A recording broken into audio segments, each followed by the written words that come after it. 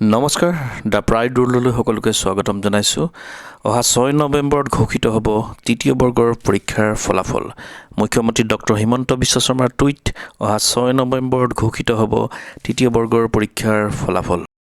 ৰাজ্য চৰকাৰৰ তৃতীয় বৰ্গৰ পদৰ বাবে অনুষ্ঠিত বাছনি পৰীক্ষাৰ ফলাফল 6 নৱেম্বৰত ঘোষণা কৰা হ'ব।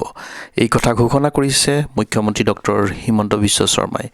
উল্লেখযোগ্য যে ৰাজ্য চৰকাৰে 1 লাখ নিযুক্তিৰ লক্ষ্যত উপনীত হোৱাৰ উদ্দেশ্যে তৃতীয় আৰু চতুৰ্থ বৰ্গত খালী হোৱা প্ৰায় 26,000 পদ পূৰণৰ বাবে একেলগে পৰীক্ষা অনুষ্ঠিত কৰিছিল। ইয়াৰে চতুৰ্থ বৰ্গৰ বাবে অনুষ্ঠিত পৰীক্ষাৰ ফলাফল ইতিমধ্যে ঘোষণা কৰিছে।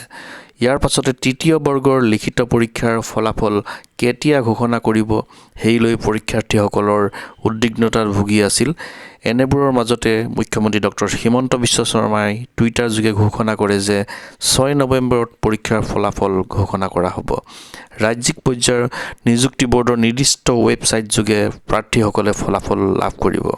তৃতীয় বৰ্গৰ প্ৰায় 13,300 পদৰ বাবে লিখিত পৰীক্ষা অনুষ্ঠিত হৈছিল আৰু এই পৰীক্ষাত প্ৰায় 9 লাখ যুৱক-যুৱতী অৱতীৰ্ণ হৈছিল।